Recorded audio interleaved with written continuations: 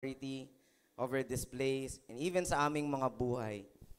Ikaw ay aming Diyos ang dakila. Lord, walang makapapantay sa kung sino ka. Tulad ng aming mga inawit, mula po sa aming mga puso, Panginoon, sinasambit po ng aming mga labi, minsan pa kinikilala ka namin.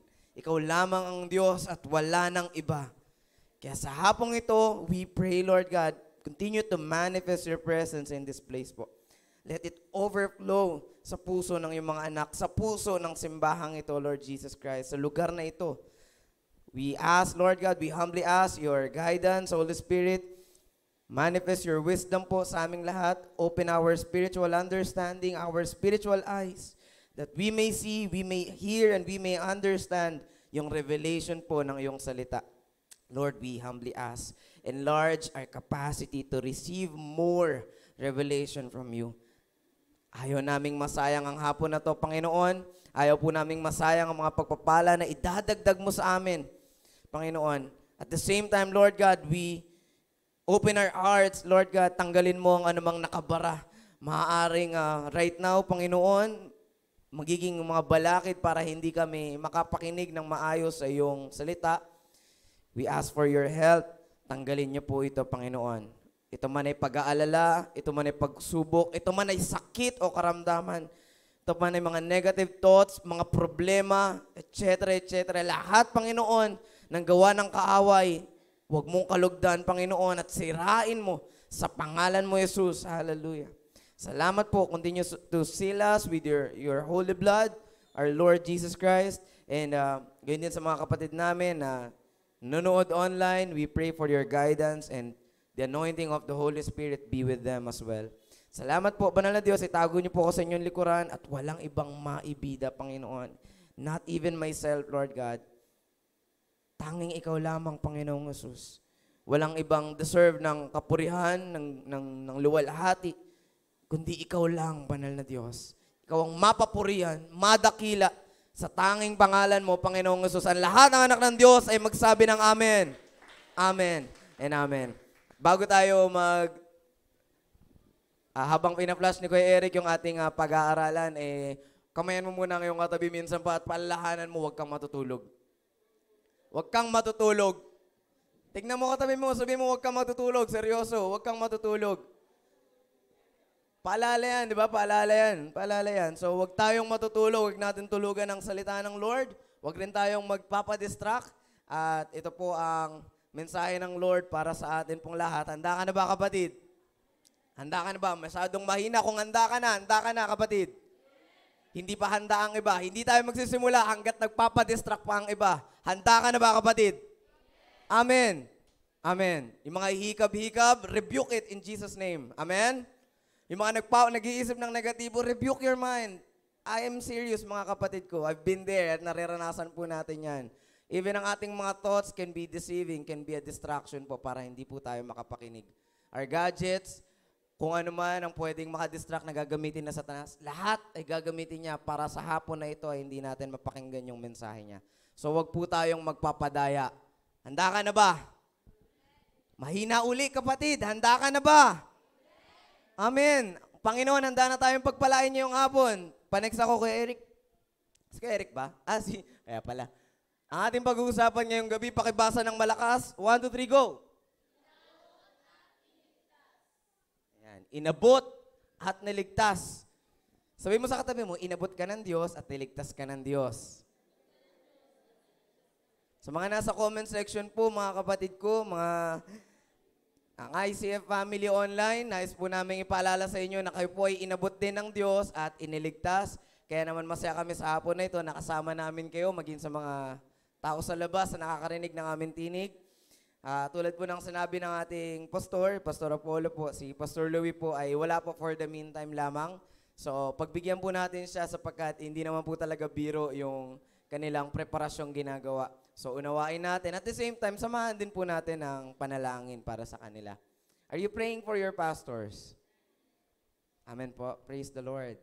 Praise the Lord. Panalangin po natin ang ating mga pastor. Bukod sa ating mga ministry, kakayanan. Panext ako, Ate Yani. Salamat po. Ang ating pong text ay makikita in the book of Matthew chapter 14 verses 22 to 23. I believe most of us ay very much familiar na sa kwentong ito. Kapag napapakinggan natin kung paano si Jesus naglakad sa ibabaw ng tubig. So, very much familiar na tayo, very much aware na. And I believe, mga kapatid, bago pa man natin basahin, meron na kayong mga naka-reading knowledge or tinatawag na stored knowledge sa isip natin. Ito yung mga nandyan na, matagal na.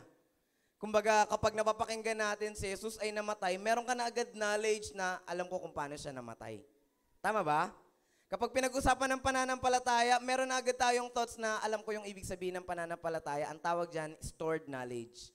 Ayun yung mga nai-imbak na katalinuhan, karunungan sa inyong isip or sa ating kaisipan. Na kapag may napapakinggan tayong isang text, topic, meron na agad tayong pre-assumption or basta meron tayong knowledge about doon sa bagay na yun. Pero kapatid, alam nyo isang bagay din po yan kung bakit nananamlay tayo sa pagbabasa ng salita ng Diyos at pakikinig ng Word of God. Gusto ko lamang po ito i-share para maging awareness or aware po tayong lahat na kapag meron ka ng isang disadvantage na I-believe ginagamit din ni Satanas para mawalan tayo ng gana sa pag-aaral ng salita ng Diyos is kapag alam ko na yan. Napakinggan ko na yan. Maraming beses nang naituro sa amin yan. Kapag may ganun na pag-iisip tayo or attitude, ang possibility is maneglect natin yung fresh revelation na napapakinggan natin. On that moment. Nagigets po ba natin? Nagkakaintindihan po tayo? Si Ate Janet, Pastor Apollo, Pastor Louie, marami na silang taon sa lugar na ito at thousands of teachings na yung kanilang napakinggan na i-share. Salamat sa Panginoon. Amen? Pero kung magkakaroon silang mga matatagal na ng thoughts na, alam ko na yan dahil matagal na ako dito. Alam ko na yan dahil ever since nagbabasa na ako ng Bible, kapatid, that's pride. And the Lord hates pride. Amen? And ang kinibagsak ni Lucifer, pride. Because he wants na mas maging above kesa sa Diyos. At kapatid, ulitin ko po ang paalala natin, do not allow it. Amen? Do not allow it. Just like our prayer, just like our worship, we want fresh revelation mula sa Panginoon. And kapatid, I believe this afternoon, hindi aksidente kung bakit ka nandito. Amen po ba? Hindi mo ginusto kung bakit ka nandito, ginusto ng Diyos. At nilagyan tayo ng desire para mapunta. Si God ang unang nagbigay sa atin ng good desire kung bakit ka nandito. Hindi tayo makakapag-produce sa sarili natin. Going back to our text, mga kapatid, Matthew chapter 14, verse 22 to 23. Simulan na po natin. Pagkatapos, pinasakay agad ni Jesus sa bangka ang mga tagasunod niya. Tinutukoy po na tagasunod dito ay ang 12 apostol, including si Judas. Hindi pa naghuhudas si Judas dito. So kasama pa nila si Judas Iscariot that time. Bangka ang mga tagasunod niya at pinauna sa kabila ng lawa. Habang pinapauwi niya na ang mga tao. Nang makaalis na ang mga tao, umakyat siya mag-isa sa isang bundok para manalangin. Inabot na siya roon ng gabi. Just a short background, mga kapatid, itong text nating pag-aaralan ngayong gabi, ito ay naitala sa 3 libro sa New Testament. That includes Matthew, Mark, and si John. However, sa 3, kanina nga habang nagta-training po kami, kaninang hapon, sa guidance po ng Lord, sa ating mga pastor, may tanong na shinare si Pastor Apollo sa amin na na-encounter niya before. At ang sabi niya, bakit daw sa 4 na libro or mayroong 4 na libro na isa lang ang tinutumbok. Matthew, Mark, Luke, John, di ba? Pare-pareho sila ng kwento, pero iba-iba ng angle. And then, shinare niya sa amin yung kanyang naging kasagutan. So, napakaganda po kasi na hindi lamang isa ang nagpapatotoo sa nangyari. Tama ba? Kapag isa lang ang nagpapatotoo, medyo hindi pa reliable eh. Not unless maging 2, maging 3, at yung sinasabi nila ay tugma.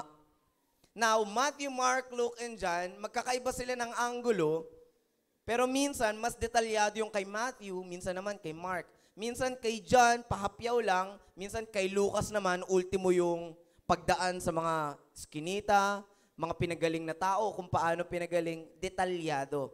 Now, there's no question on that, mga kapatid. That simply proves na nabuhay si Jesus. Kasi merong 4 na witnesses. Sabi mo nga, witnesses. Ayan. Kaya itong kwento natin ay makikita sa 3 libro, maliban kay Lucas. However, walang problema yun, mga kapatid. Meron pa rin 3. So, walang problema. And itong istorya na ating binabasa po ay nangyari after mamatay ng pinsan ni Jesus. Sino ang pinsan ni Jesus? Biological cousin. John the Baptizer or John the Baptist. Now, after mabalitaan ni Jesus na si John the Baptist ay pinapatay, pinapugutan ng ulo dahil lamang sa pagtetestify ng goodness ng Lord at pagiging Diyos ni Jesus, ninais sana ni Jesus na mapag-isa. So, we do not know kung anong mangyayari, pero isa namang reason, common reason kung bakit nag-iisa ang Lord is to pray. Diba? So, pero nung makita siya ng mga tao, makita rin yung mga alagad niya, ang nangyari, sinundan siya ng mga tao. So, yung moment sana ni Jesus to spend time alone sa kanyang Diyos Ama or sa ating Diyos Ama ay napurnada. At ang nangyari, EJ, ay sinundan siya ng mga tao at hiniling siyang magpagaling or hiningan siya ng kagalingan. Now, ang nangyari rito, after magpagaling ni Jesus, nagpakain siya ng 4,000 katao.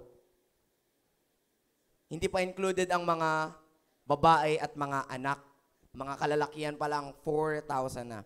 Imagine, nagsimula ang kwento nang malaman ni Jesus na ang kanyang isa sa minamahal niya ay pinapatay, emotionally, nasaktan siya.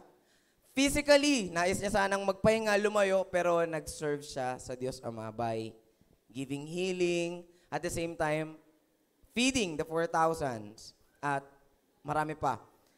So, yung moment niya na mapag-isa ay hindi nangyari, pero hindi nagreklamo ang Panginoong Hesus. Wala naman siyang side comments or whatsoever na sinabi or naitala sa mga librong ito. Pero ganun pa man, ginawa niya pa rin yung kanyang tungkulin. 5,000 po pala, sorry. Pinakain niya yung 5,000 sa pamamagitan lamang ng 5 tinapay, 5 gardenia at 2 sardinas. 2 isda. 5 tinapay at 2 isda. So, pinakain niya yun, mga kapatid. And then, right after that story, right after that situation, mga kapatid, sabi ng storya, pagkatapos, right after niyang mag-ministry doon sa mga tao, pagalingin, pakainin, pagkatapos, in English, sabi sa English version, immediately, mas madiin kasi kapag sa English, pero right after, parang split second, parang ganun lang yun eh. Immediately, inutusan niya yung kanyang mga alagad na pumunta or sumakay ng bangka, tumawid sa kabilang lawa. Sino ang nag-utos, mga kapatid? Sino po ang nagutos? Si Jesus. Gusto ko lang po kayong maging familiar sa ating istorya dahil dadaan-daanan po natin yan. Jesus told His disciples to go. Hindi yun choice ng mga disciples na na umalis, magbangka, na iwan siya. Kasi kung ang disciples rin lang masusunod, syempre ang gusto nila, hanggat kaya nila, laging katabi si Jesus. Pero inutusan sila ni Jesus, go to the other side. At the same time, after niyang utusan, Jesus made a room. He made room para mapag-isa kasama ang Diyos Ama. Yung personal prayer. Mga kapatid, napakalaga po ng ating prayer life. Sabi mo nga sa katabi mo, mahalaga ang prayer life natin. Walang Kristiyanong hindi nagpe-pray. Amen? Kasi mga kapatid, mga ibang religion nga, prayerful sila eh. How much more tayo? Ang word na prayer ay nagsimula or ibinigay lamang ng Diyos na nasa langit. Siya ang gumawa niyan for us. Now, if mas prayerful pa ang ibang tao, particularly ang mga unbeliever, kaysa sa atin, ang mga believers, of course, there is something wrong, mga kapatid. And one good thing is that si Jesus, yun ang isang in-emphasize niya nung siya ay nabuhay sa mundo. To spend time, to make room for time alone with God. The Lord makes solitary and personal time with God His priority. Priority. What is our priority in life? Of course, I do not know, but I believe meron tayong pagkakapare-pareho at some point. Di ba? Pag-aaral, trabaho, pamilya, those are good priorities, mga kapatid. Pero si Jesus, ayaw naman niyang i-bypass yun at hindi binabypass ng Lord yung priorities natin, mga kapatid. Huwag lang natin i-chapwera naman si Lord. Amen? Okay lang ba yun? Huwag natin i-chapwera ang Panginoon. Salamat po. Next ako, ate, Yani. In verse 24, ng oras na iyon, malayo na ang bangkang sinasakyan ng mga tagasunod at sinasalpok ng malalaking alon ang bangka nila dahil pasalungat ito sa hangin. Nang madaling araw na, sumunod sa kanila si Jesus na naglalakad sa ibabaw ng tubig. Amen. Praise the Lord. Ayon sa pag-aaral, ang kalayuan daw netong yung kinatatayuan ni Jesus at yung kabilang pangpang na kanilang pupuntahan ay between 16 miles. At nang makita ni Jesus ang mga alagad from a distance, nasa kalagitnaan na daw ang mga alagad. Nakikita niya yung mga alagad na sinasalampak ng malalakas na alon based on the story na sinulat ng mga disciples. Maikli lang sana eh. Short period of time lang sana yung kanilang biyahe. Very short lang sana. Hindi aabutin ng ilang oras or ng magdamag. Pero merong isang naging problema. Yun ay walang iba kundi ang bagyo. Sabihin mo bagyo. Bagyo, kapatid. Familiar ka ba sa bagyo? Of course naman. Praise the Lord. May bagyo. Sa atin, ang bagyo natin, di ba, ulan? Pero sa ibang bansa, katulad ng Middle East, meron silang sandstorm kung tinatawag or tatawagin. Siyempre, di tayo masyadong familiar doon, pero base sa mga napapanood natin online, buhangin, bumabagyo. Di ba? May ipo-ipo ng buhangin at nananalanta, hindi biro. Kaya naman, despite ng kanilang efforts na kontrolin yung kanilang bangka, dahil pasalpok nga, naranasan nyo po bang lumakad? Kunyari, may mga kapatid naman po siguro tayo, mga anak, na susunduin sa elementary school. Sino nagsundo na ng anak o kapatid sa school? Yan. Labasan. Tapos ikaw papunta ka dahil magsusundo ka, naranasan nyo na? Maganda ba pakiramdam? Siyempre hindi. Ang tagal nating makarating doon sa ating pupuntahan, yung gate, para makita yung ating susunduin. Nangyari yon dahil pasalungat tayo sa agos. And the same experience, mga kapatid, ang mga alagad that time, sakay sa kanilang bangka, sa kanilang efforts na kontrolin yung kanilang bangka, ay hindi sila nagtagumpay. Dinala sila sa kalagitnaan ng lawa or yung tinatawag na Sea of Galilee. Familiar siguro kayo sa Sea of Galilee kasi ito ang isang madalas na binabanggit sa four Gospels. Isa ito sa may pinaka-fresh na body of water sa Israel. Konektado ito sa Red Sea. At the same time, dito rin madalas nagpapagaling si Jesus. Dito siya nagturo doon sa bundok, katabi ng Sea of Galilee. Doon niya tinuro yung Matthew 5, anong tawag doon? Beatitude. Yan, salamat po. The Beatitude. At marami pa. So doon, very, very familiar itong Sea of Galilee na ito. Pinalit-palitan siya ng mga pangalan, pero hindi ko na kinuha. Basta tandaan po natin, Sea of Galilee. Now, inabot sila roon from 3 a.m. to 6 a.m.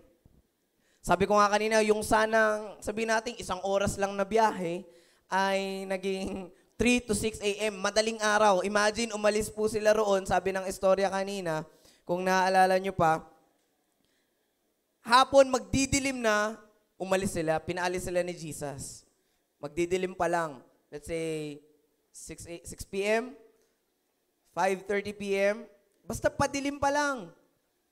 Now, itong nangyari, inabot po sila ng between 3 a.m. to 6 a.m.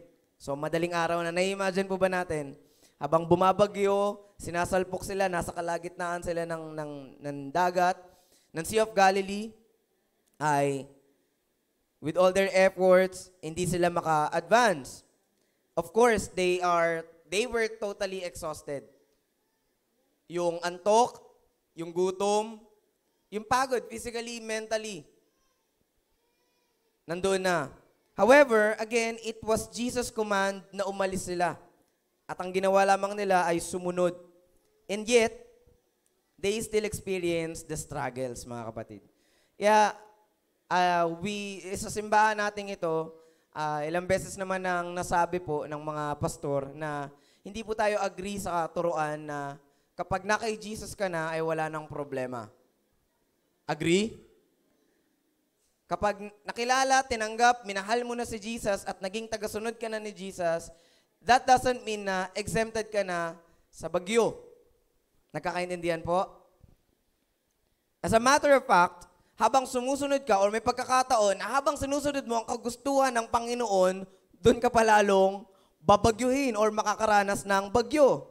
This is one of the good example, mga kapatid. Sabi nga natin kanina na hindi mga alagad ang nagdesisyon na, Jesus, punta na kami sa kabila. Instead, si Jesus ang nag-utos sa kanila, pumunta sa kabila. Hindi ba alam ni Jesus yon? Hindi ba alam ng mga alagad na mayroong paparating na bagyo, na hindi magandang panahon? And yet, mga kapatid, they experience struggle. Tanong mo nga katabi mo, may struggle ka ba ngayon?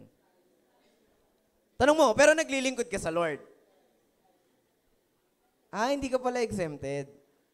Amen? Sino may struggles, taas ang kamay. Sinong may bagyo, uy, ang dami naman yan. Kala ko wala kayo, bibigyan ko sana kayo eh. Meron pala kayo. Sabi nga namin sa mga kabataan nung nakaraan, pinag-usapan namin about faith. Yung iba, minsan may bagong relo, may bagong damit, may bagong sapatos. Ikaw may bagong problema. Bakit gano'n, no? Minsan, yung iba, uy, blessed siya. Materially, May pera siya, may bagong sahod, etc. Ikaw may bago ka rin pagsubok. Congratulations. Pero mga kapatid, hindi naman yan ang magpapatigil sa pagpapala or pag-iingat, provision sa atin ng Panginoon. Sometimes, God allow strong storms or dead ends. Napakinggan natin minsan madalas nababasa natin, lalo na kay Paul, na hindi tayo bibigyan ng Diyos ng pagsubok. Diba? Naalala niyo po ba yan? Nahigit, di ba, sa inyong makakaya. Totoo po yun, mga kapatid. Totoo po yun. Pero, later daanan po natin. But do you believe, church, na minsan iaalaw din ng Lord na dumanas ka ng more than sa kakayanan mo? Have you ever realized na minsan, Lord, parang hindi ko naman ata to kaya. Lord, teka lang ha. Parang kung iisipin, susamain ko lahat, yung pagsubok ko na nahaharapin na to, parang, grabe naman to, Lord, sa kakayanan ko. Ganito ba ako kalakas? Ganito ba ako kagaling? Ganito ba ako katatag? Para i-allow mo ang pagsubok na to sa buhay ko, sa buhay ko, Panginoon. Parang hindi ata, parang may mali, Lord. Pero kapatid, let me tell you, sometimes God allow that.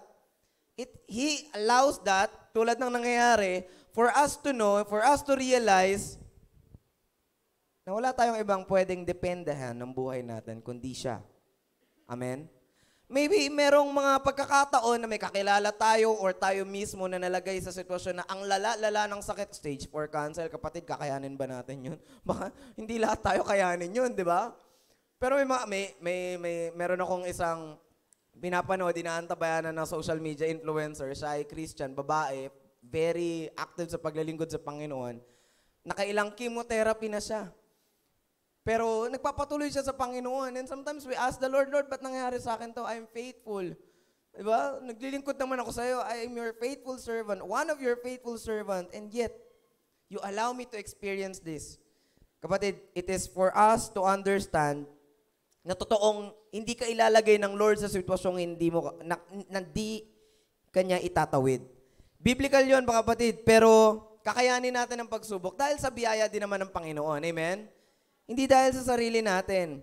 He allows us or He put us into a situation na para bang dead end at di na natin kaya. Kasi kung lahat kaya natin, kakailanganin pa ba natin si Lord? Tingin mo. Kung laging may pagkain sa pagkainan mo, tatawag ka pa ba sa Lord? Sabihin na, Lord, ano bang gagawin ko? Kung lagi kang may sahod, kahit wala kang trabaho, ma-appreciate mo kaya yung blessing ng Lord. 13-month pay na naman. Woo! May sahod na naman. Tingin natin, di ba? Kung lagi natin kaya yung ating mga nakakaharap na pagsubok, kakailanganin pa kaya natin ng tulong mula sa Panginoon sa pag-aaral. Di ba? Kung smooth sailing ang pag-aaral mo, kapatid, naka-ready lagi ang pang-tuition mo, pangbayad mo ng mga libro, pangbaon mo everyday, pamasahe mo, transpo mo, tingin mo, hingi ka ba ng tulong sa Lord? Kaya ko na to, syempre, Lord. Andito yung mga resources ko eh. God allows us to be in a situation na para bang wala ng solusyon for us to see, mga kapatid. Gusto ko lamang po na magkaroon tayo ng knowledge na yes, God allows challenges, hardships, storms sa buhay natin na sobra sa kakayanan natin para hindi ka umasa sa talento mo, Mitch. Para na hindi tayo umasa sa achievements natin, Ate Janet. Di ba? Na para hindi ka umasa sa magulang mo. Para hindi tayo umasa sa kung ano yung meron tayo, kundi asahan natin si Lord. Selfish ba si Lord? I don't think so. Pa-next po ako, Ate Yani. In verse 26, pagkakita ng mga tagasunod na may naglalakad sa tubig, imagine, the storm, nasa bangka, pagod na pagod mentally, physically. Pagod na pagod sila. Kasi sinasagwan nila yung bangka lang sila, hindi yung demotor, mga kapatid. Wala pang demotor that time. Oo, disagwan lang sila. Wala silang yate. Mano-mano yun. So nung nakita nila na may naglalakad sa ibabaw ng tubig, kinilabutan sila. Of course. Very unusual. Nakikinig pa po ba ang lahat? Very unusual. Makakita ka ng tao na naglalakad or ng isang imahe na naglalakad sa ibabaw ng tubig at papalapit sa'yo. And they respond. They shouted, "Multo!" Dahil sa matinding takot. Hindi ko alam kung anong nakakapagpagulat sa inyo, mga kapatid. Hindi ko alam kung ano yung nagbibigay minsan ng takot sa inyo. Pero ang mga disciples, mga laging kasama na si Jesus. Ang relationship kay Jesus is swabing-swabe kasi lagi nilang personal talks kay Jesus. Witness nila physically, eye to eye, yung miracles ni Jesus. So, and yet, takot sila. Pasigaw sila ng multo. Pero agad na nagsalita si Jesus at ang sabi niya, "Ako ito. Huwag kayong matakot. Lakasan ninyo ang inyong loob." Sumagot si Jesus na, "It's a prank." Hindi, ang sabi ni Jesus, "Ako ito. Huwag kayong matakot, lakasan ninyo ang inyong loob." Sabi mo nga sa katabi mo, lakasan mo loob mo. Kung malakas na, sabihin mo, lakasan mo pa ang loob mo. Yan. Lakasan mo pa ang loob mo, kapatid. Now, kapatid, balik tayo kanina, if God allows us na makaranas ng storms, amen? If inaalaw ni Lord na makaranas tayo ng bagyo sa buhay natin, let me also tell you na si Jesus, He always comes to us in the storms of life.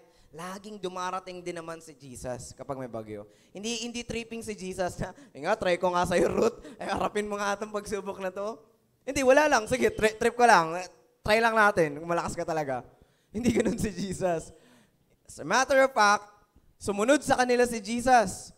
Nung makita ni Jesus na nahihirapan, after ni Jesus mag-pray, kausapin ng Diyos Ama, He followed the disciples at the same time, nagpakilala siya. So, Jesus always comes to us in the storms of life.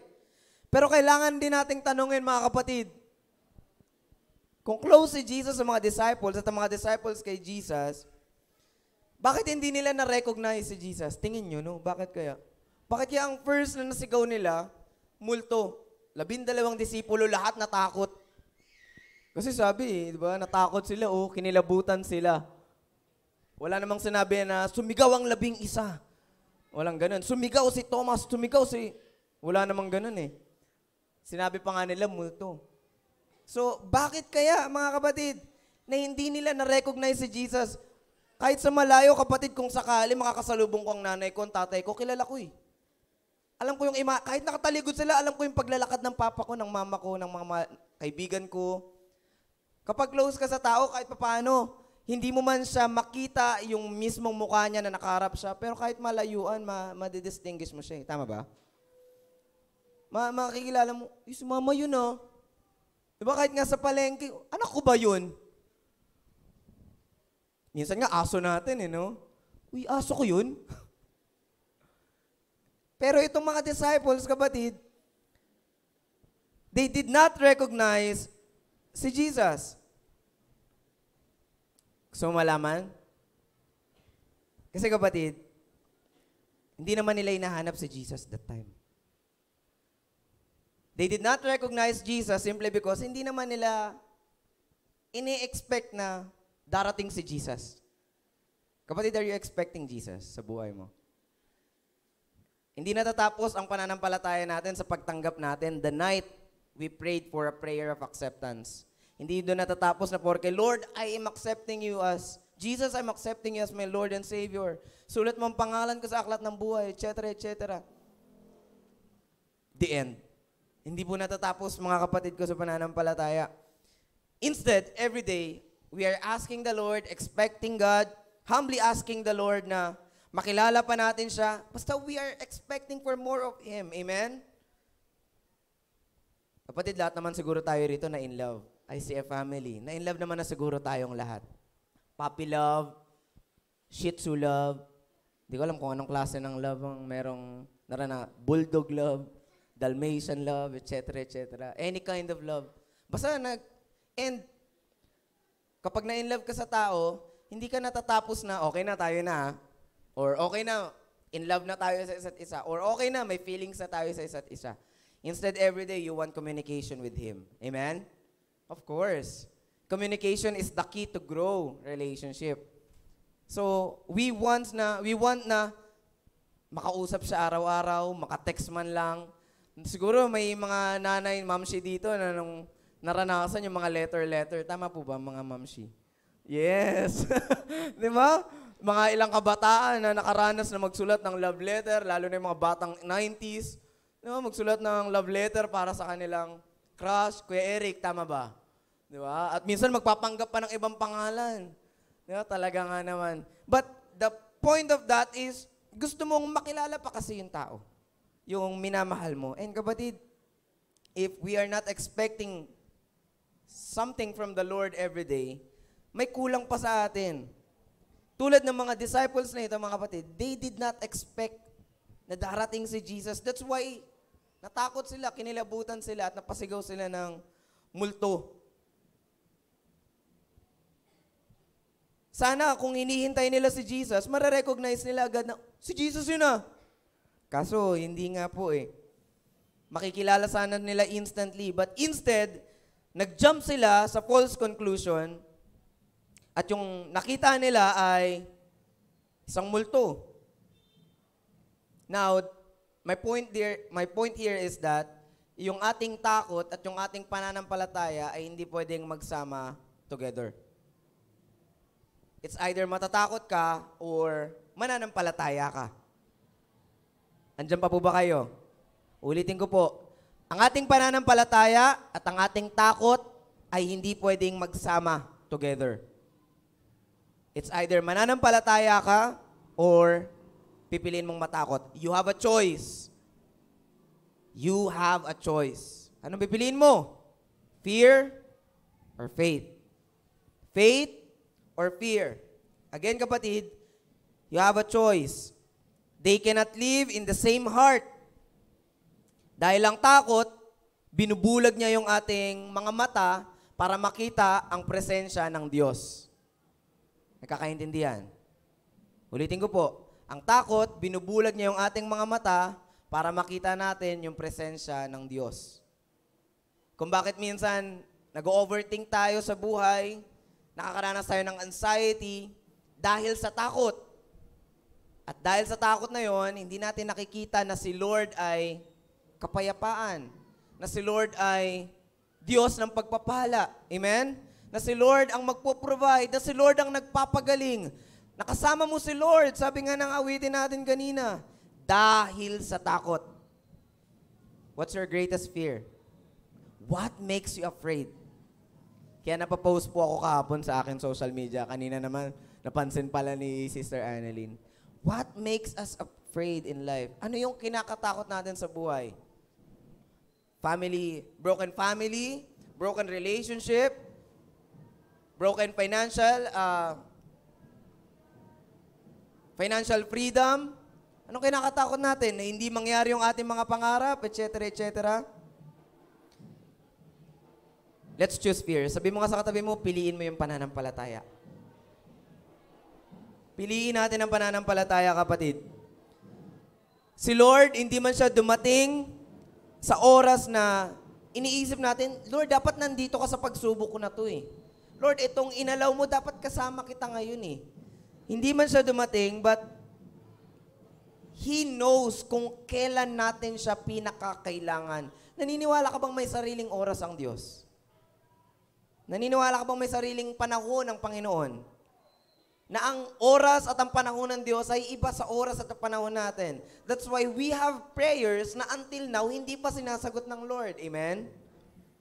Lord, palayain mo yung pamilya ko mula sa espiritu ng utang. Amen? Lord, palayain mo kami mula sa espiritu ng pagkakahiwalay. Amen? Pero meron pa rin mga challenges. Meron pa rin mga hardships. Bakit?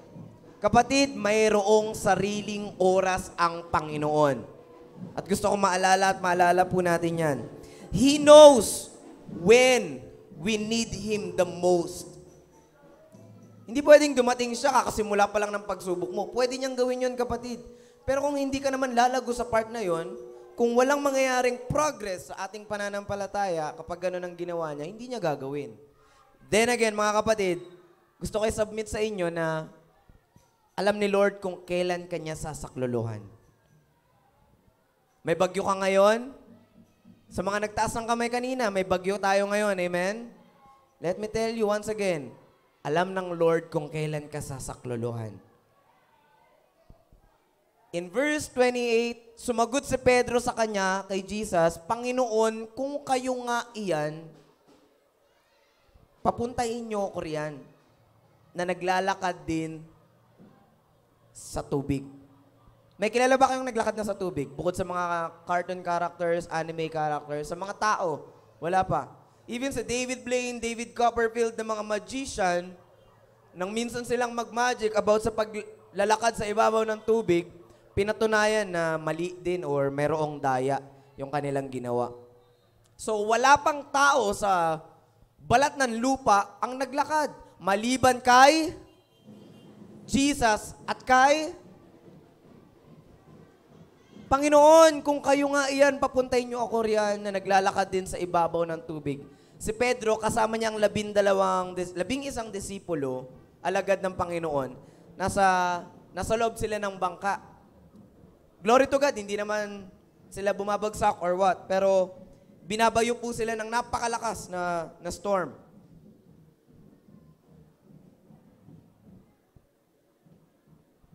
For me, itong bangka na ito, this is a picture ng comfort eh.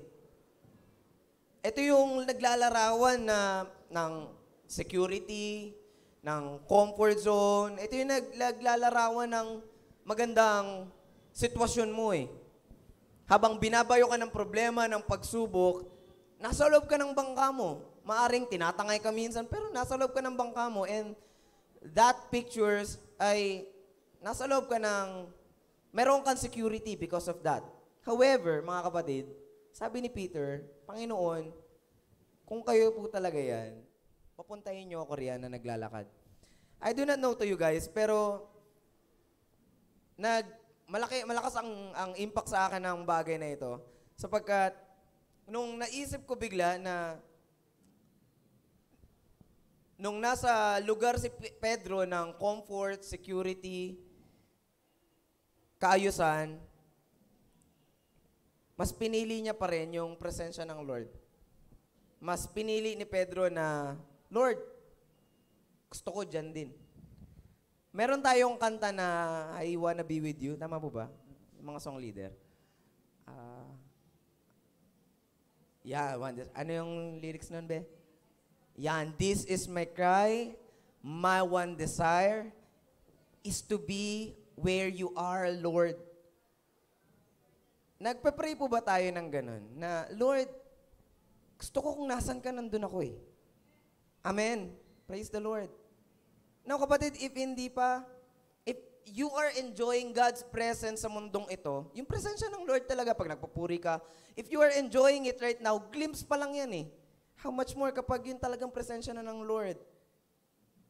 Mas grabe. Mas nakakamangha.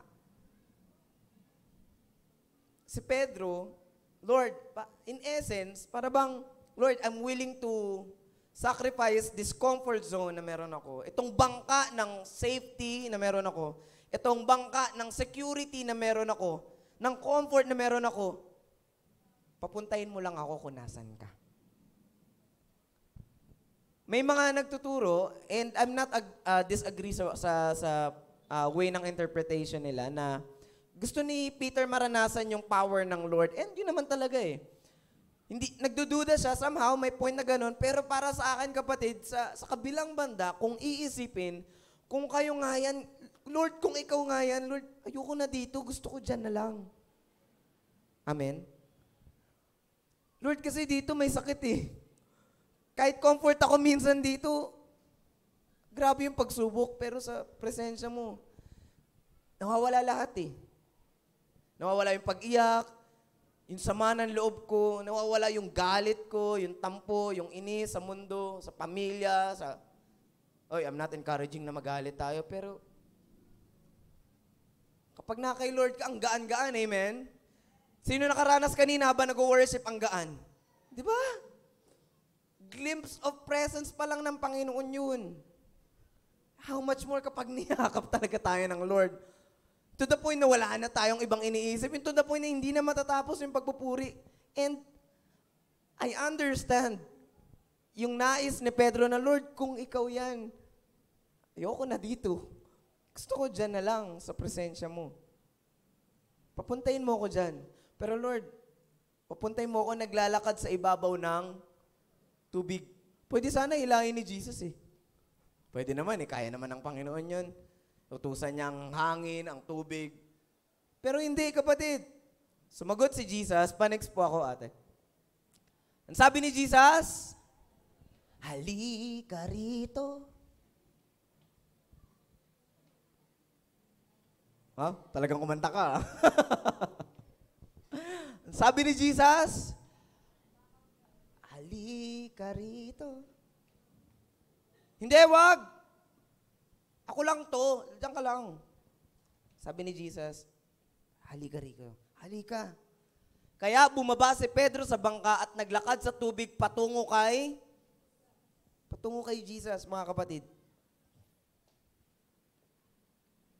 Bakit si Pedro lang ang nakaranas? Bakit hindi yung buong labing dalawa? Tingin natin, sa 12 na yun, 12 sila, bakit hindi si John, the beloved? Bakit hindi si Judas, Iscariote? Bakit si Pedro? Salamat sa mga response. Mga kapatid namin sa online, para kami nagkukwentuhan po rito and we pray na one day ay makasama din po namin kayo physically. Siya lang ang nag-ask. Amen? Hindi si John, hindi si Judas, hindi ang ibang disciples. Sabi ng aklat ng Mateo, hiniling ni Pedro, papuntahin mo ako dyan. Siya lang ang matapang, siya lang ang bold enough to be with the Lord. Si Pedro, he is a risk-taker guy. Tama ba? Dalawa yan eh, si Pedro at si John, yung karakter ng mga disciples. Si Pedro yung mapusok, Ako yan, ako na lang, Lord. Yeah. Siya ngayon nagsabi kay Jesus na, hindi kita iiwan, iwan ka man ng 12 disipulo mo na yan, hindi kita iiwan. Dadaan sila sa bangkay ko. Si Pedro yon, mga kapatid. Si John the Beloved naman, siya yung nakahilik lagi sa dibdib ni Jesus. Habang nagtuturo si Jesus, siya yung nagtatanong ng, sino yun, Lord? Sino yung magkakanulo sa'yo? Ayan. Siya naman yung medyo malambing ang approach. Habang si Pedro naman, ako na lang, Lord! Ayaw nila, ako na lang. I'm willing to die for you, Lord. Pero si Pedro din po yung tamakbo, natakot. He's a risk-taker guy. Kaya naman, he took a risk. At dahil nag-risk si Peter, nakaranasan niya yung kakaiba. Gusto mo ba makaranas ng kakaiba? Habang naglilingkod ka sa Panginoon, gusto mo maranasan yung kakaiba. Amen? Kapatid, minsan nakakaranas ako ng, Lord, natapos yung buong linggo na the same routine lang yung ginawa ko Parang walang bago, Lord Nag-pray ako, nag-worship ako, nagbasa ng Bible, umattend ng mga gawain, and then Monday again. Lord, I want something new. I want more of you. Nagkakaroon ako ng ganong thoughts. Of course, nare-rebuke at sinasagot din ako ng banal na espiritu. Pero, kapatid, kung nakikita mo yung sarili mo na para bang ikot lang sa paglilingkod sa ating Panginoon, kapatid, baka hindi na tayo nagre-risk taking. Baka hindi na tayo nagte-take a risk. Hindi na tayo nag-leap of faith or nagte-take ng leap of faith. Baka kinakapos tayo, katulad ni Pedro, salamat sa Panginoon. Sabi nga natin, he was a risk-taker guy, pero yung pag-take niya ng risk na yon, nagbunga. Nakaranas siya ng sobrang kakaiba. And despite of nakikita niya na bagyo, unos, pasayaw-sayaw, pag-ewang-gewang na bangka, na hindi niya kayang kontrolin. Nasa kalagitnaan siya ng dagat, sila ng dagat, at sabi nga natin, between 3 a.m. to 6 a.m., andun pa rin sila mula, so magdamag silang sinasalpok. So they cannot control. They wasn't able to control the situation. At kapatid, naniniwala ko na in our today's time, meron din tayong mga uncontrollable situation and we have to admit na hindi natin kontrolado lahat. Amen? Kapag binagsak ka ng teacher mo, kapag binigyan ka ng grade ng teacher mo na mababa, kahit na feeling mo, ginawa mo naman lahat ng makakaya mo, Lord, parang unfair yun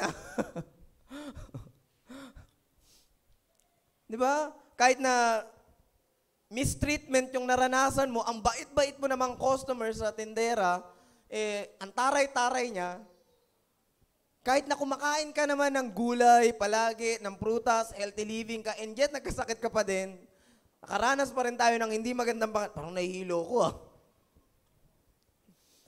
At minsan may mga mas malala pa na sitwasyon. We cannot always control our situation, pero we can always control our response to the situation. Amen po ba? Kaya nga kanina, di ba, faith or fear? Fear or faith. Now, kapatid, kung nagpapatayo tayo ng church building, let's say for example, hindi naman sa dinadaw natin ng isa't isa or what, but this is just an example. And this is the reality nangyayari sa atin. Di ba? For how many years we're praying, we're desiring, and may mga nare-receive tayo na pagpapala financially. And yet, for how many years ganito pa rin ang simbahan? Something that we cannot control, amen? Kasi kung controllable to, matagal nang gawa to. Andyan po ba kayo? Hindi lang isang nagpe-pray, hindi lang dalawa, hindi lang tatlo, buong church nagpe-pray. Buong church nagtutulong-tulong lahat to contribute, to give their best. And yet, hindi pa rin tayo tapos. Hindi ko kayo dinadown. Again, this is an example and this is the reality na nangyayari po. And just wanna tell you na hindi kasi ito controllable situation. This is something na makokontrol natin. But again, kahit na hindi natin kontrolado, makokontrol natin yung response natin sa nangyayari. That I will still choose to have faith in the Lord. to trust the Lord with all my heart, and to lean not on my own understanding, to acknowledge Him in all my ways, for He promised He will make my path straight. Kakaintindihan po mga kapatid. Hindi man natin makontrol yung ating mga magulang, mga anak na mag-church ka, tara sumama ka sa amin. Sino rito nag-i-invite sa mga kaibigan nila na umattend? Sa mga magulang nila na umattend? Sa pamilya nila at mga anak na umattend? Asan sila? Something na hindi natin kayang makontrol. Amen? Kasi kung kaya nating makontrol, itong mga kabataang ito, andito na rin sana mga magulang nila. But they are still praying. They are doing their best by God's grace to control their response. Ano yung response nila? To stay. Hindi iwanan at isuko ang pananampalataya. Alam niyo po mga magulang, may mga kabataan po tayo rito na pinipigilan ng kanilang pamilya sa pag-attend ng church, sa paglilingkod sa Panginoon. Dahil sa paniniwala na pag umattend sila rito ay iba na ang kanilang relihiyon. Nakakalungkot, di po ba? May mga magulang na nagde-desire ng best for their children and yet may mga magulang din naman na sila mismo yung nagiging cause. Why? But of course, hindi natin masisi dahil minsan may negligence or kapabayaan din ng mga anak kung bakit nahihirapang maniwala ang mga magulang. Of course, dun tayo sa gitna. Pero what I'm trying to bring up right now is, etong mga kabataan na ito, yung mga magulang nila, may mga magulang dito na, sila na iba ang religion, iba ang nakagis ng paniniwala, ayaw silang paatinin ng church. Pag umaaten sila rito, patakas lang, minsan nakapambahay lang.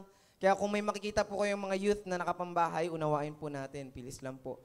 Kasi, to be honest po, may mga naging kabataan at kabataan tayo na dati, but by now, God's grace, salamat sa Panginoon, na dati, umaaten sila rito, patago. Hindi pwedeng malaman ng magulang. Kasi pagagalitan sila, ibaban sila, aalisan sila ng kung anong meron sila. So, pinaghihigpitan talaga sila. But by God's grace, ang choice nila is to still serve the Lord. Pwede ba natin palakpakan ng Panginoon? And just like you, kapatid ko sa pananampalataya, I do not know exactly kung ano yung sitwasyon mo right now na something uncontrollable. And yet, pinili mo na umattend, makinig, magpuri, kilalanin ng Panginoon. Salamat sa Panginoon. And si Pedro, tinuro niya sa atin kung paano. In verse 28, binasa natin kanina. And for Peter to comply to what Jesus said, kailangan iwan niya yung kanyang comfort, yung safety and security niya doon sa bangka para mapatunayan yung sinabi ni. This is very challenging at hindi ko po ito sinasabi dahil madali or nagawa ko na dahil kahit ako, I'm still under process sa bagay po na ito. Na kung gusto nating maranasan ng Panginoon, kailangan willing tayong i-give up lahat ng comfort zone na meron tayo. Kasi may pagkakataon, panahon na yung ating comfort zone ang nagiging grudge or nag-hold back sa atin, rather, para hindi natin maranasan yung comfort na ibibigay ng Panginoon. Na kakaintindihan po ba tayo? Sa mga kabataan, let's say for example, unbeliever na worldly or worldly friends. Comfort tayo sa mga kaibigan natin sa mundo, barkada, tawanan, harutan, kasiyahan. Sa pagsubok, kasama din natin sila. Salamat sa Panginoon. But there are times, aminin natin na dahil nga nasa mundo sila, makamundo sila, they are also the reason kung bakit nagiging kalkulado yung oras natin sa paglilingkod sa Panginoon. Nagiging pala-absent tayo, nagiging matipid tayo sa pagde-devotion, pagbabasa ng Bible, pagpe-pray, etc., etc. Comfort natin sila and yet, kailangan natin silang bitawan for I mean, hindi para i-cancel. Hindi tayo cancel culture dito, mga kapatid ko sa pananampalataya. Hindi para talikuran sila, kundi i-give up yung nakasanayan natin na ginagawa kasama sila para mas magkaroon tayo ng oras sa paglilingkod sa Panginoon. We have to give up yung ating mga naging comfort zone. Tulad ni Pedro sa kanyang ginawa. And again, hindi ko po ito sinasabi dahil naranasan ko na or kabisado ko na. To be honest, by God's grace po, gusto ko rin po maging honest na kahit ako po ay under challenge sa bagay na ito. Nasa proseso ako ng give up ko ba yung comfort ko para maranasan pa si Lord. I'm still under that process, mga kapatid. And I pray po tonight, patuloy tayong tulungan ng Panginoon. Amen po. Na may give up natin yung mga something na, yung mga bagay po sa ating buhay na nagiging rason para hindi natin maranasan ang Panginoon lalo. Most of the time po, kapag napapakinggan natin itong istorya na to, ang tanging miracle or himala na ating napapakinggan or nalalaman ay nang lumakad si Pedro sa tubig. Tama po ba? Himala ang... Nakakamangha po ba kung lumakad si Jesus sa tubig? Na-amaze po ba kayo? Oo naman. Pero given na yun. Kaya ni Jesus yun. Kasi He is God. Amen? Diyos si Jesus eh. Kaya niyang gawin yun. He can defy the law of nature. Nakakaintindihan po ba? Kaya niya yun. Pero, na-amaze din po ba kayo na naglakad si Pedro sa ibabaw ng tubig? Sino na-amaze? Taas ang kamay. Di ba? Kung na-amaze ka kay Jesus, oo naman, syempre si Jesus yun eh, Diyos yan eh. Pero si Pedro na tao, tulad natin, makapaglakad sa something na sobrang nakaka-amaze, nakakamangha sobra. Ayun yung isang miracle na common na napapakinggan natin. Pero kapatid, aside doon, meron pang ibang miracle na ginawa ang Lord bago yan. Yung una, nang makita sila ni Jesus mula sa malayo. Sino rito malabo mata? Jonah, si Mitch. Natatanaw niyo pa po ba ako? Natatanaw niyo pa naman. Yan, si Kuya EJ. Tika mo, konti na lang, sabi ni Kuya EJ. Nak, bata ka pa, nak ha? So, yung layo ni EJ mula sa akin, ang tanaw niya sa akin, konti na lang. Medyo blurred na. Nakasalamin pa yan, mga kapatid ha? Nakasalamin pa yan.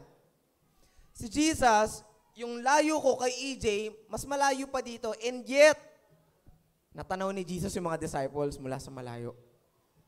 Di ba nakakamangha? Hanggang saan ang kaya mong makita? Kung hanggang doon lang ang kaya mong makita, si Jesus, grabe ang vision. That's the first miracle. Yung makita ni Jesus mula sa napakalayong lugar. Ang kanyang mga disipulo. Malayo yun kasi sinundan niya nga eh. Hindi yung pagbaba niya ng bundok, nandun na sila. Hindi po. Nasa kalagitnaan po sila ng Sea of Galilee. Pangalawa is, of course, nung magpakita si Jesus sa kanila. Hindi lang sila nakita ni Jesus, kundi nagpakita pa si Jesus sa kanila. Naiintindihan po ba natin? Nakakasunod po ba tayo? Kasi pwede naman sanang tanawin na lang ni Jesus eh. And yet, hindi ganun ang gusto ni Jesus mangyari. Gusto ko nakikita ko kayo, at the same time, magpapakita ako sa inyo. Tama ba? Kapag may ka-meet up ka, masasatisfied ka ba na kapag ikaw lang yung nakita, tapos siya hindi mo nakita? Exactly. Nag-meet up pa kayo. Di ba? Kung may meeting kayo, tapos ikaw lang pala yung makikita, sila hindi yung makikita. Asa na kayo, guys? Matutuwa ka ba? Siyempre, hindi naman. Di ba? Si Jesus, hindi po mga kapatid ko sa pananampalataya. Although, hindi naman yung meet up, hindi naman yung get together, hindi naman yung gatherings. Pero si Jesus, He chose na, bukod sa nakikita ko kayo, ang gusto ko, magpakita din sa inyo. Makita nyo din ako. Gusto nyo ba makita si Jesus? Amen? Huwag kayong mag-alala, hindi ko tatanungin kung sinong gusto na mauna. Ang gusto ko lang itanong, gusto nyo ba makita si Jesus? Ulitin ko po yung tanong para sa mga nahiyang sumagot. Gusto niyo po bang makita si Jesus? Amen. Gustong-gusto ko rin po. O, ulitin ko, hindi ko po itatanong kung sinong gusto mauna, ha? So, para po hindi kayo matakot. Gusto ko siyang maranasan, gusto ko siyang makita. Pa-next po ako, ate. Agad naman siyang inabot ni Jesus. Sa verse 30 po pala, nabasa ko po ba? Sa 30, babak. Sa 30, pero nang mapansin niyang malakas ang hangin, natakot siya at unti-unting siyang lumubog. Kaya sumigaw siya, Panginoon! Pag lumubog ka ba, makakapagsalita ka? Siyempre naman, ano ka, Serena? Ano tayo, beluga? Beluga ba yun? Panginoon, iligtas mo po ako. Sabi nga, the shortest prayer in the Bible. Panginoon, iligtas niyo po ako.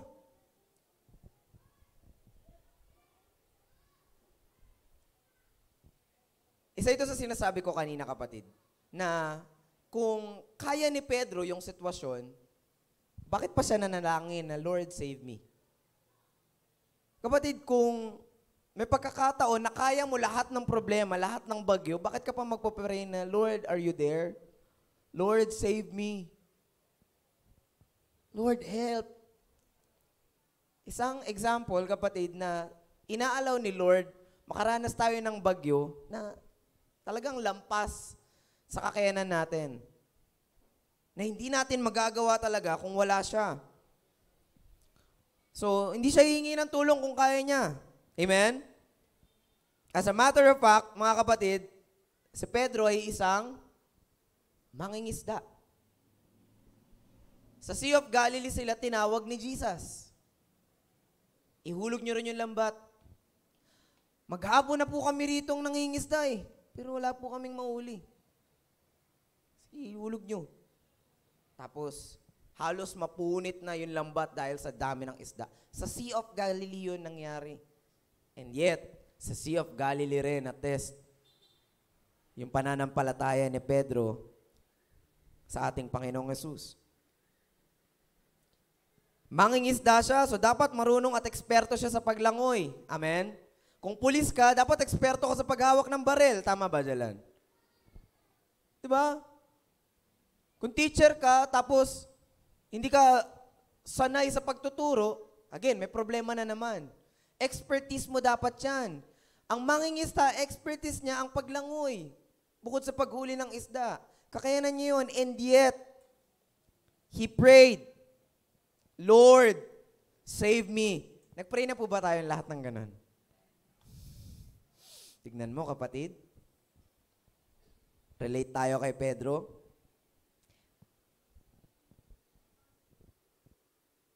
Pero nang mapansin niyang malakas ang hangin, natakot siya at unti-unting lumubog, kaya sumigaw siya ng, Panginoon, iligtas niyo po ako. Pwede man sabihin ngayong gabi, Panginoon, iligtas mo po ako. It's a simple prayer, kapatid, na sinasabi mo sa Lord na, Lord, I can't handle this on my own. Lord, hindi ko to kaya. I need you. Amen? I need you. Kailangan kita. So, Peter called Jesus, isa itong nagpapatunay na kahit minsan palubog na tayo sa ating bagyo ay may chance pa rin binibigay si Lord para makatawag tayo. Amen. Kapatid, kung may sitwasyon ka ngayon at nakakatawag ka pa, it's an opportunity from the Lord. It's another chance from the Lord na binigay niya.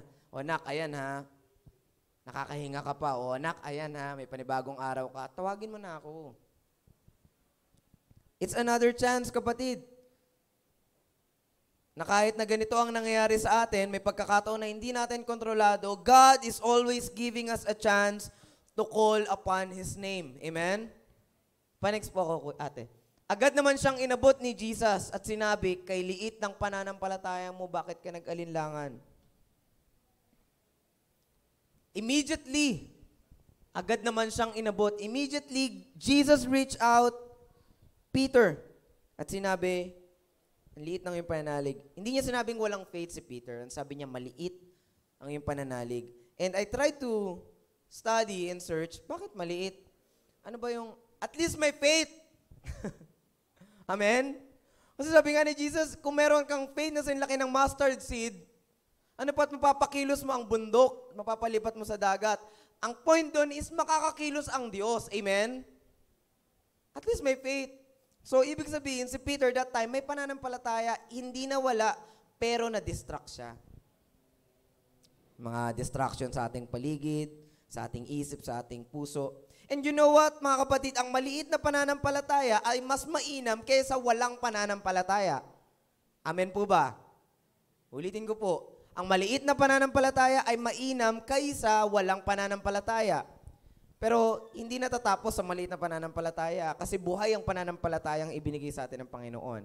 It should grow, it must grow. Diyos ang nagpapalaki niyan. Kaya the Lord Jesus spoke to Peter, "You little faith."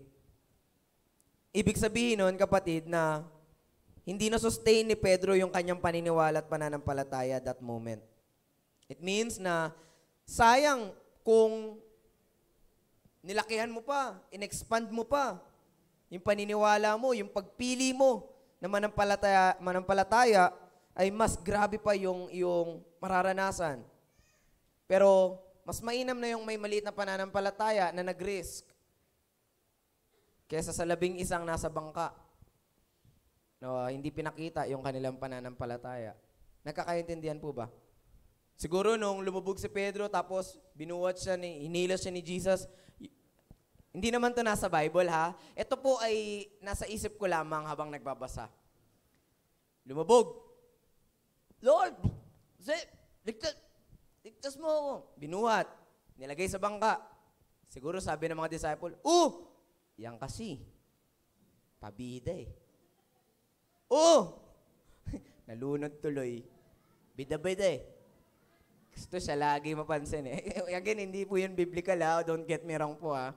Ay lang ba, nagbabasa lang po ako minsan, ginagawa ko po sa isip ko na sitwasyon or situational. Pinipicture out ko po. I'm trying to picture out. And kapatid, I believe na in relation to our life today, may mga tao sa paligid tayo na hindi man nila verbally sinasabi, pero kapag bumabagsak ka, nangihina ka, pa-church ka pa, pa-pray ka pa. Yan tuloy. Anong nangyari? Sabi ko sa'yo huwag ka na magsimba dyan Sabi ko sa'yo, huwag ka na magbasa ng Bible mababaliw ka. Tinatawag silang the expectators. Mga fans natin, mga bashers natin. Pero kapatid, ulitin po natin, at least, we try. Sabi nga ng isang memes, at least, we try. At least, sinubok natin yung pananampalataya natin sa Panginoon. Amen? Mas mainam yun kaysa sa 11 hindi man lang sumubok or walang ginawa. Pagkasakay nilang dalawa sa bangka, biglang tumigil ang malakas na hangin. Sinamba siya ng mga nasa bangka at sinabi, talagang kayo nga po ang anak ng Diyos.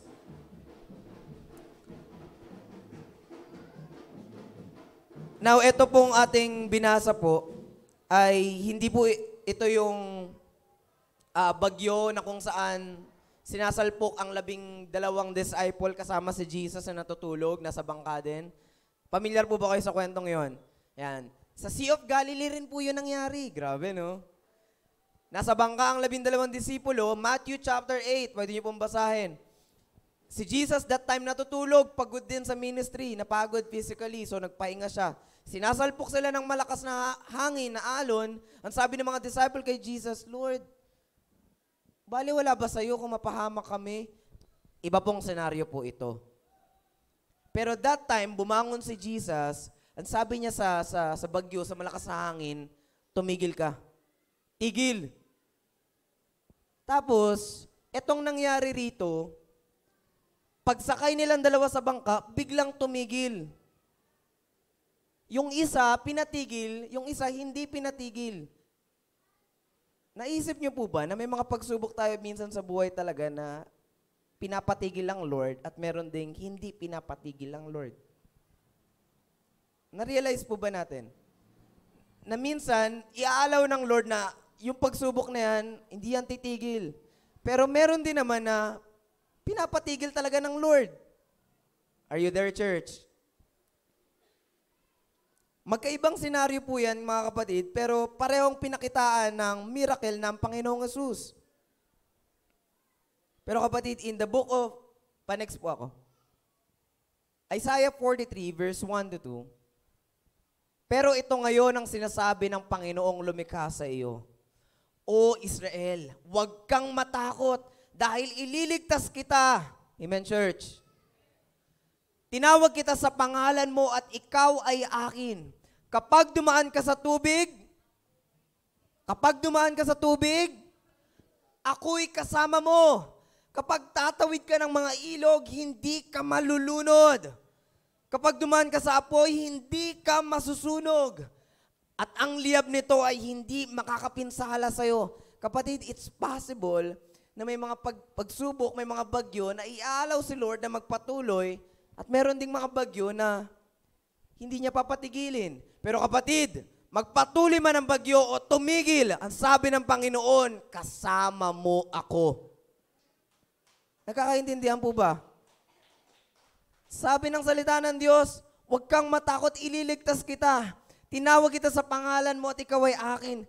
Kapag dumaan ka sa tubig, hindi mo lang makikita, kapatid, come on. Hindi lang talaga pala minsan pinapakita ng Lord ang problema sa atin. Pinapadaan niya tayo sa problema. He allowed it for a purpose. Pero sabi niya nga rito, mga kapatid, ang pangako ng Diyos, kapag dumaan ka sa tubig, ako'y kasama mo. Sabi mo nga sa katabi mo, kasama mo ang Diyos. Inawit natin kanina, kasama mo ang Diyos, hindi mo ako iiwan. Hindi mo ako pababayaan. Amen? Kasama ko ang Diyos. Dumaan man sa apoy, kasama ko ang Diyos. May problema man sa school, kasama ko ang Diyos. Kapusin man ako ng pinansyal kung minsan, kasama ko pa rin ang Diyos. May problema man sa simbahan kung minsan, kasama ko pa rin ang Diyos. May pagtatalo man sa pamilya, kasama ko pa rin ang Diyos. Amen? Salamat sa Lord kasi wala siyang pinipiling panahon para samahan tayo. May bagyo, walang bagyo, tumigil, hindi. Kasama mo ako. Kasama mo ako. Kasama mo ako. Kasama natin ang Lord, kapatid.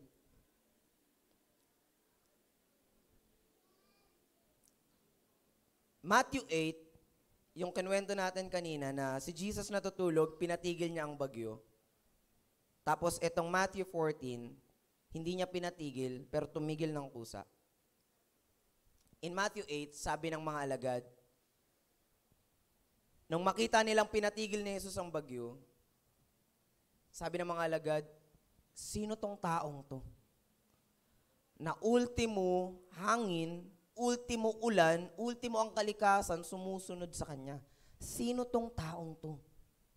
And kapatid, you know what? In Matthew chapter 14, pabalik lamang po ako. In verse 33, yung mga disciple din mismo ang sumagot sa tanong nila. Sinamba siya ng mga nasa bangka at ang sinabi, talagang kayo nga po ang anak ng Diyos. If you have question personally sa Panginoon, tonight, sasagutin din niya ng Lord if you are willing to see yung kanyang purpose, yung kanyang kapangyarihan. The same person na nagtanong kung sino si Jesus is the same person as well, the same group of people as well, na sumamba sa kanya.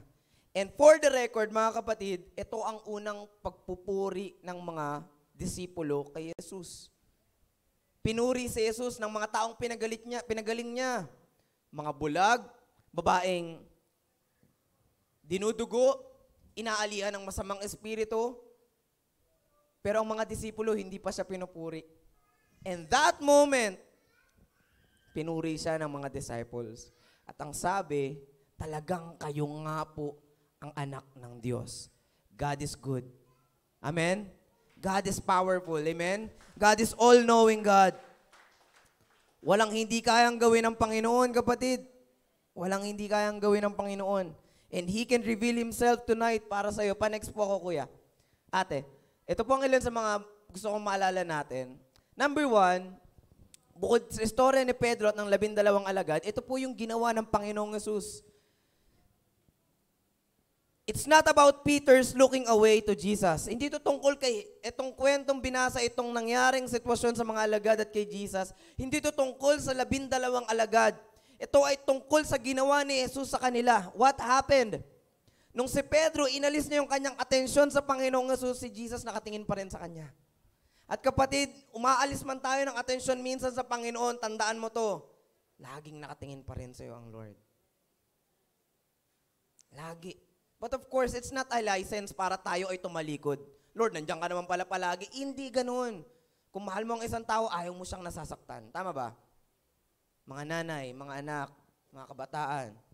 Kung mahal natin ang isang tao, same thing with the Lord. If we love the Lord, nasasaktan tayo kapag nasasaktan natin siya. That's why we always, Lord, sorry, ito na naman ako. Sorry po. Pero kapatid, that moment, it's not about Peter. It's about Jesus. Anong ginawa ni Jesus? Nung lumihis si Pedro ng tingin at ang nakita niya, alon. Siguro slow mo sa paningin ni Pedro eh. Hanggang sa unti-unti siyang lumubog.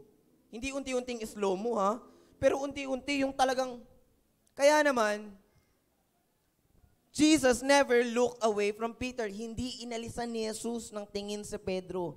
Sabi mo sa katabi mo, hindi ka inalisan ni Jesus ng tingin. Pangalawa po, Jesus, consistent love. Consistent ba si Lord sa pag-ibig niya? Amen. It's not about Peter's doubt and unbelief. Imagine, nag-unbelief na, nag-doubt na si Pedro. But Jesus, pinakita niya pa rin yung kanyang pag-ibig. Hindi nagbabago ang pag-ibig ni Jesus. And last but not the least, pa-next po ako. Jesus reached down Peter. Pwede sanang iwan ni Jesus yung 12 alagad, lalo na si Pedro, napasaway. Risk taker. And yet, hindi niya yun ginawa. Instead, He reached down Peter. Inabot ni Jesus ang sitwasyon ni Pedro. Pwede po ba tayong tumayo lahat, mga kapatid, at tayo ay mananalangin saglit?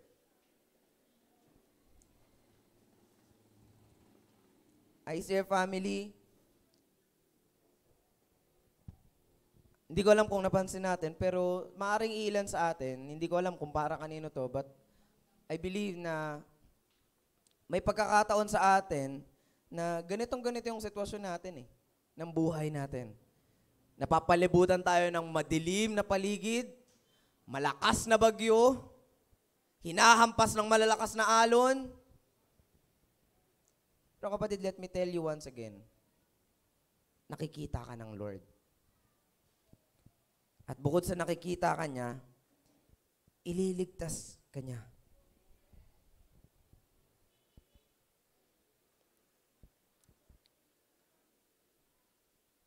Pikit tayong lahat. Panginoong Yesus, maraming salamat po for giving us an access na tumawag sa pangalang higit sa lahat ng pangalan.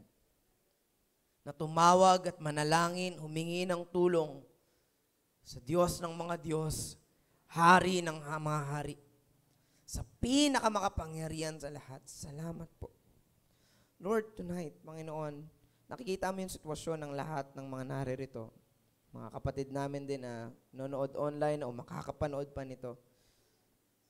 You sees everything in us, Lord. Wala kaming may tatago.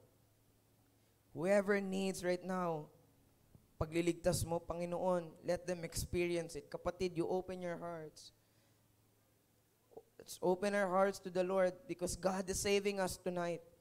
God is saving us. He is doing something and hindi niya kailangan na magpapansin muna sa atin. Hindi niya kailangan na makita natin physically bago siya kumilos. Because He is doing greater things kahit hindi natin nakikita o naririnig. Let's just open our heart to God and let's tell God, Lord, save me. Panginoon, patuloy kang magligtas sa gabi pong ito, sa mga darating pa na araw ng aming buhay. Salamat po, Panginoon. Salamat po. Salamat po. Sa pag-ibig mo na laging nariyan, handang iligtas kami, saklolohan kami. Thank you, Jesus. Marami ng rason, Lord, para iwanan mo kami, and yet you stay here. You stay there, Panginoon. Hindi mo kami iniwan, hindi mo kami pinabayaan. Salamat po, Banal na Diyos, ngayong gabi. Patuloy ka magpakilala sa iyo ang papuri, pagsamba sa pangalan mo, Jesus. Amen. Amen.